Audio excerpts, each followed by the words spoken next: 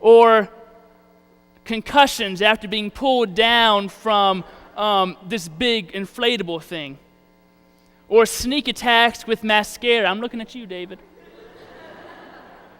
We love to tell the stories of our lives, those formative moments, those special things. The story of your engagement. I was asked to share that one at camp. The story of how you met your spouse. The story of how you decided to be a lawyer, a doctor, a teacher.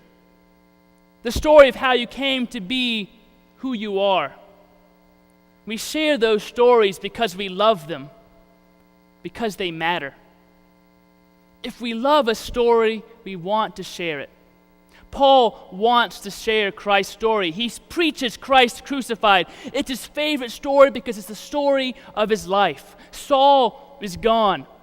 Paul remains, and Paul only exists because of a crucified Christ.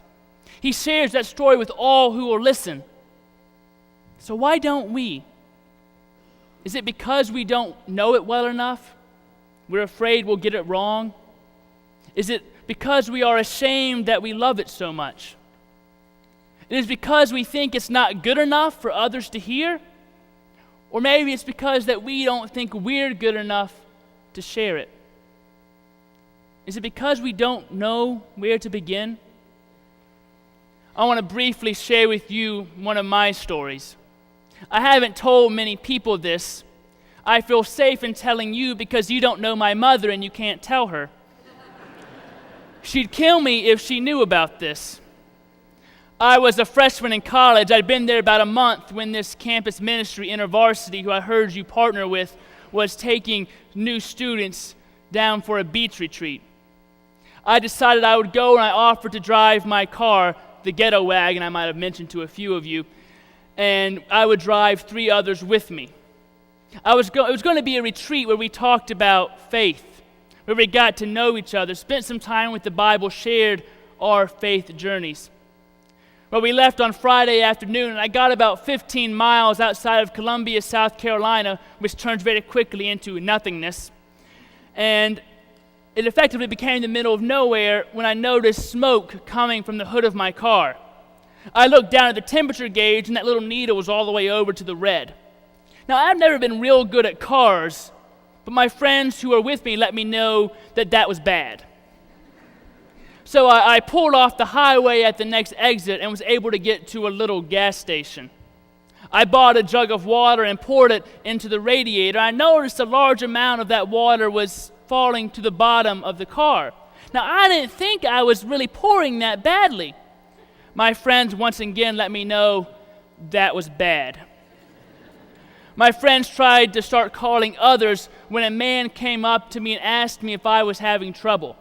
He was about 40 maybe, and if you saw him, the term redneck might come to mind. He was wearing it was quintessential. He was wearing the old beat-up baseball cap, the well-worn and faded jeans, a dirty number 3 NASCAR t-shirt, and had a pack of cigarettes rolled up in his sleeve. He had that definite southern twang usually reserved for the movies. He checked out my car and let me know that some sort of fan had broken and the blades had punctured the box, and that's why the water was spilling through. Basically, it was broken. And he offered to take me into town to get the part I need from Advanced Auto Parts. It was getting dark now. Everyone else had already made it down to the beach. We were the last car to leave, those who had the late Friday classes, those unlucky few of us. And so I decided to go with the man. My friend stayed at the gas station trying to find someone already at the beach to drive back the 2 hours and get us. Now, normally, pay attention to this, kids. Now, normally, it is not a good idea to get into a car with a stranger in the middle of nowhere. They teach you this in school. This is why my mother can never know of this story. But I got in the car and we headed back to Columbia. We began to talk. His name was David. For some strange reason, I had this notion that I should ask him if he knew Jesus. I never had that notion before. I wasn't really one of those big campus Christian guys that were walking around with the pamphlet shouting about it. I'd never done anything like that. In fact, I never really wanted to, and now was no exception. But the idea kept nagging at me. The irony of the situation in that moment was lost on me. Here I was on my way to a retreat where we would be talking about our faith in the Bible.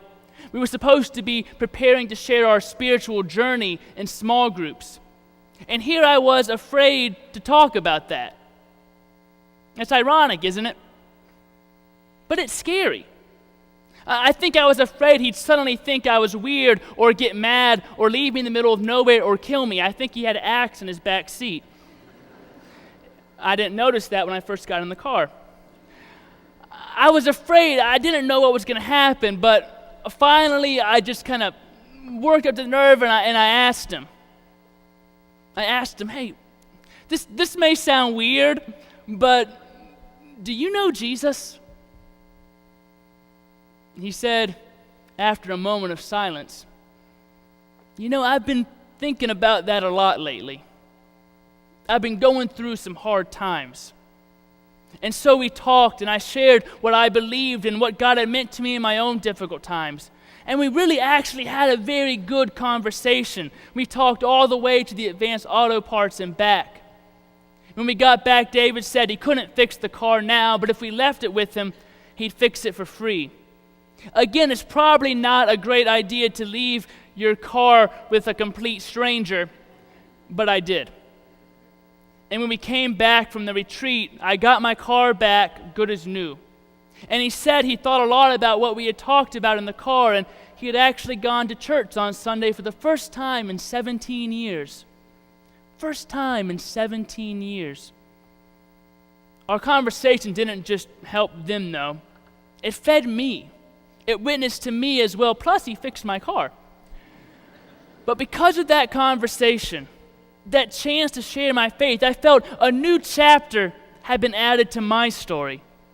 A chapter on witnessing that I hope to continually add pages to. I know it can be scary. I know it can be awkward. I know it seems so personal. But if we love Jesus, if we really love Jesus, we should want to talk about him.